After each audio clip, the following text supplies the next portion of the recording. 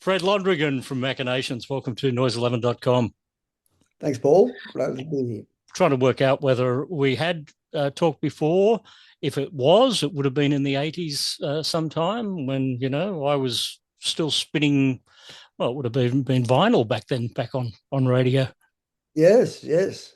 Yeah. And, quite a few Machinations records. We did have Machinations on vinyl back then.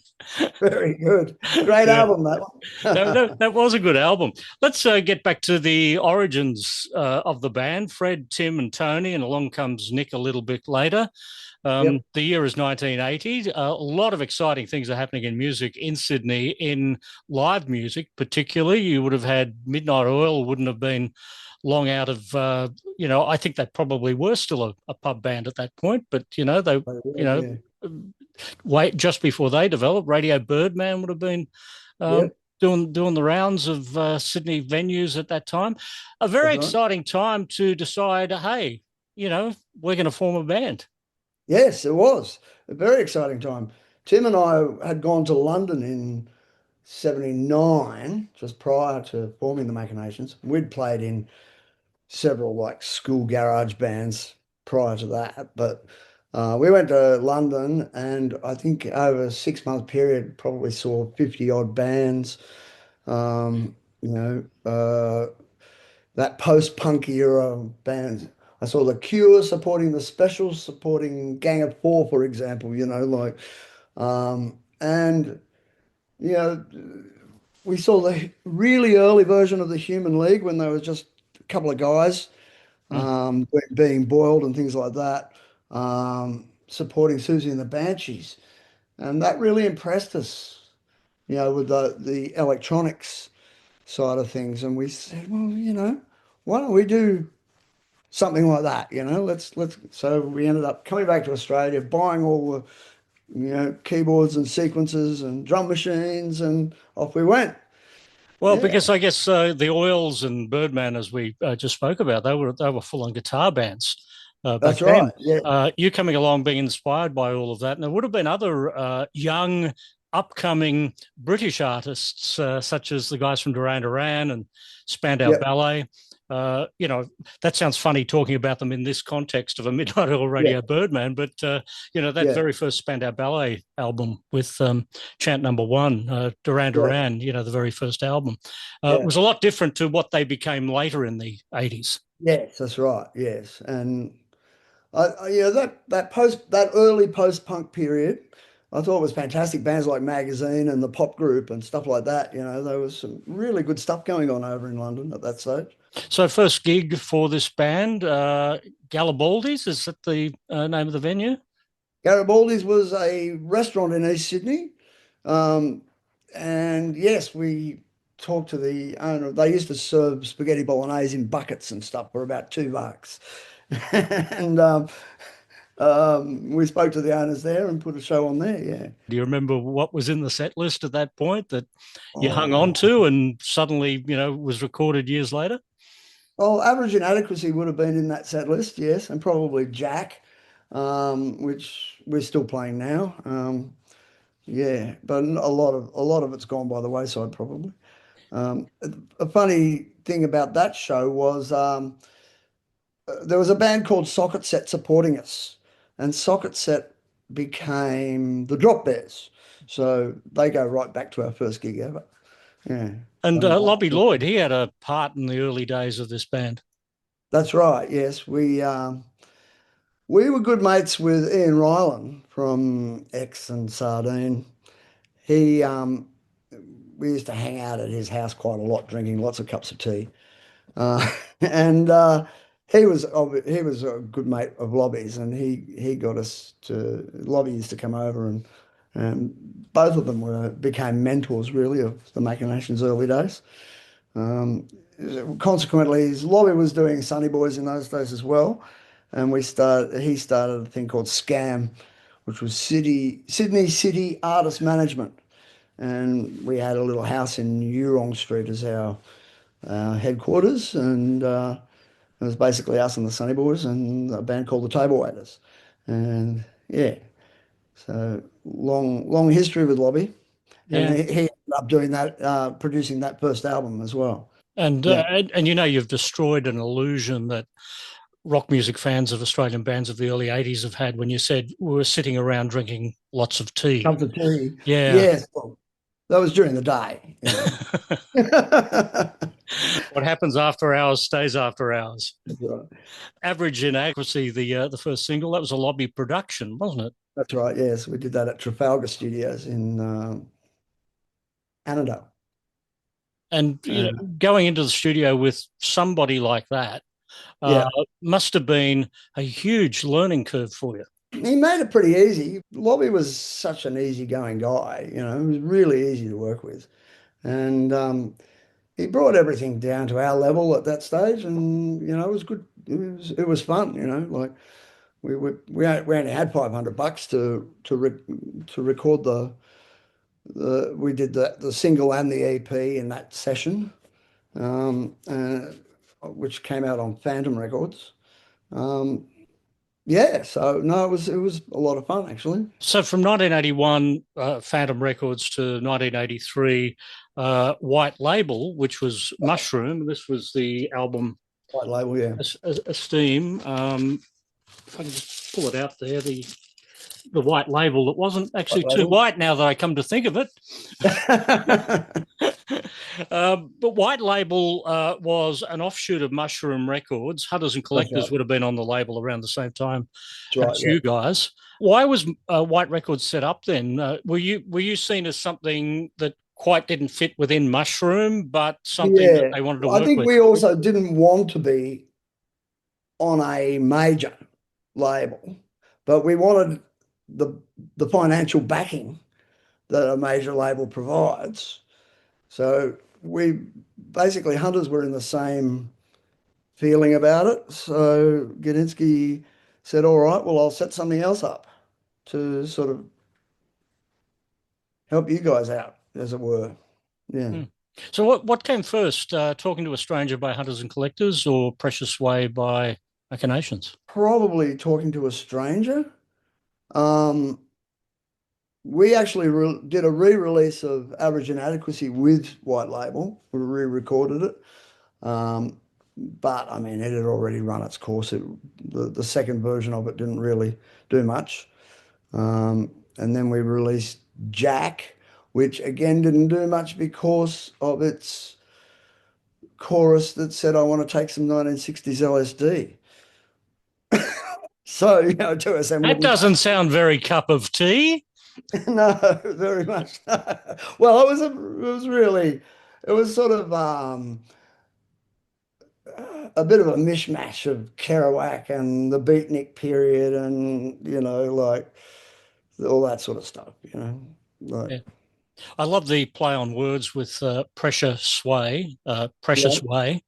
and I think that's the cleverest use of a song title since the Rolling Stones' "Mixed Emotions," which Oh, okay.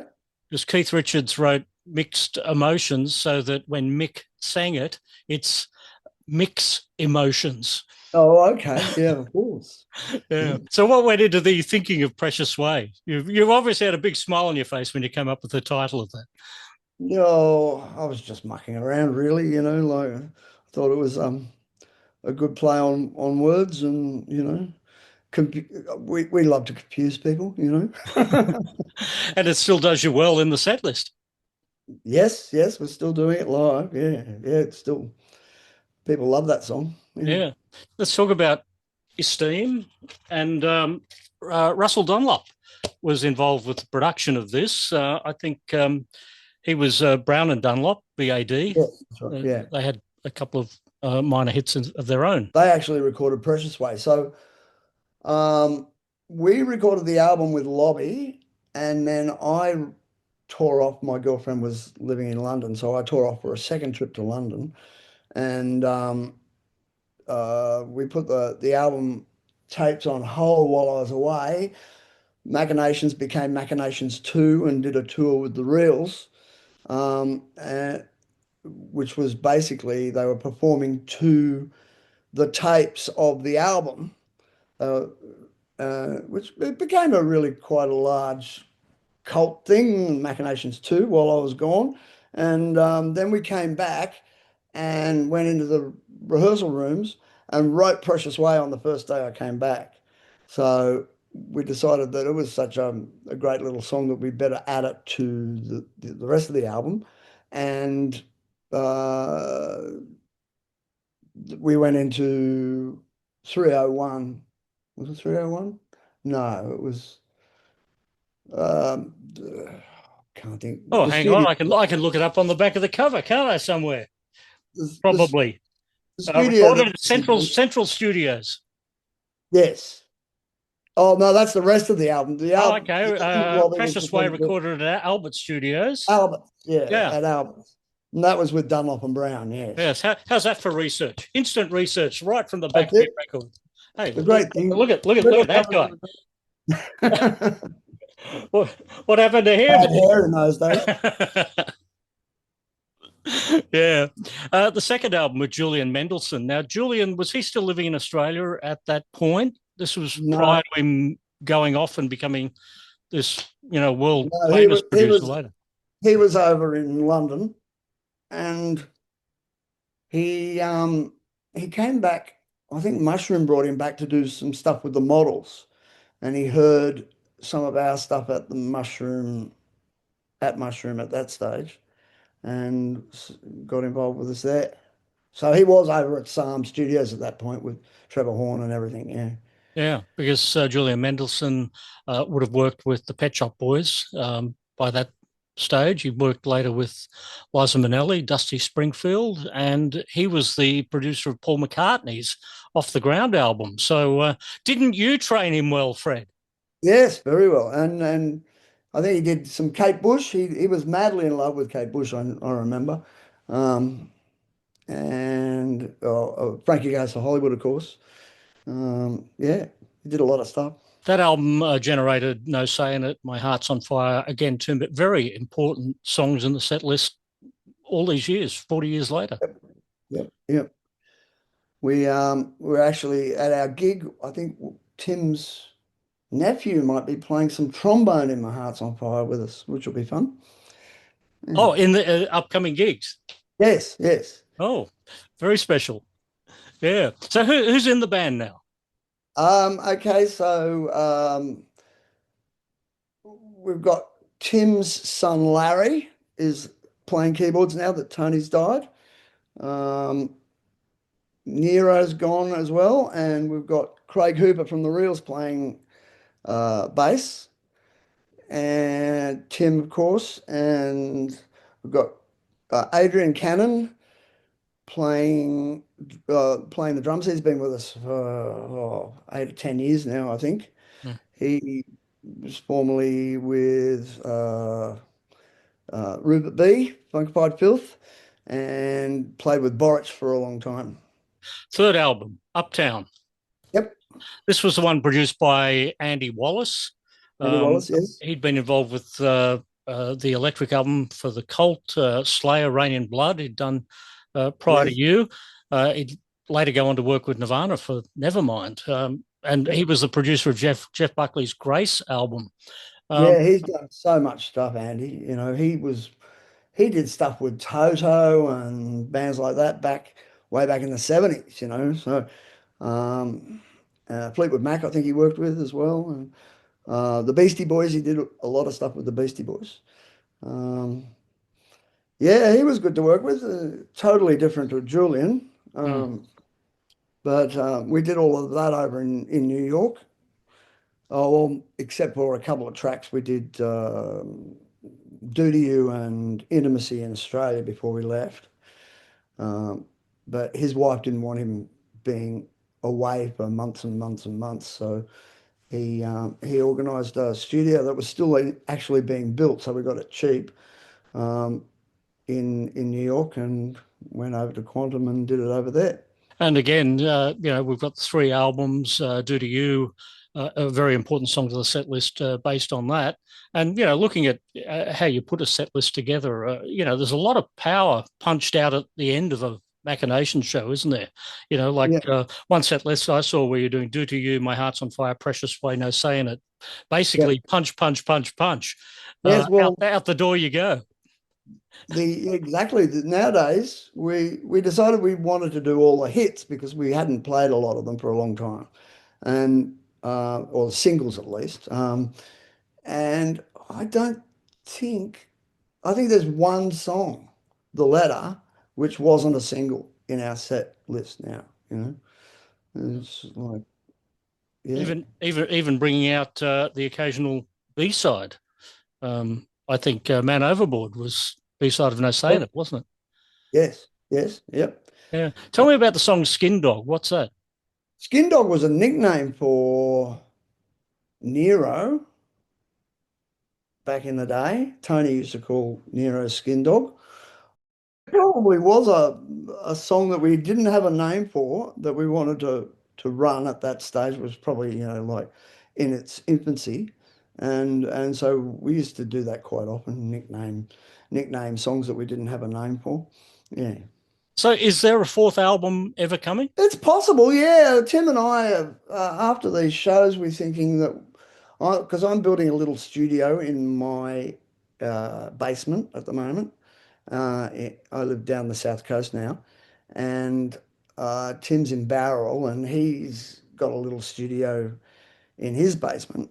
So we're talking about sending files to each other, and we're talking about doing some more ambient sort of stuff back to the original album, a bit more that way. I'm My favorite albums are things like Low by Bowie and Before and After Science and Another Green World by Eno and things like that. So we want to explore that side of music a bit more, do not ambient, but that way inclined a bit more, you know. Yes. Wow. Some very tasty stuff in there. My Life in the Bush of Ghosts, I would imagine. Yes, yeah. That style stuff, Yeah. like yeah, I recommend people go and listen to that one, a very early David Byrne great Talking album. Heads collaboration with Brian Eno. Yeah, yeah, great album. We look forward to more shows from Machinations. It's good to see a pulse in both of Yeah, us, Fred, yeah. Yeah, after all of these years. that's it. Very All right. good. Good to talk to you at Noise 11. Thank you.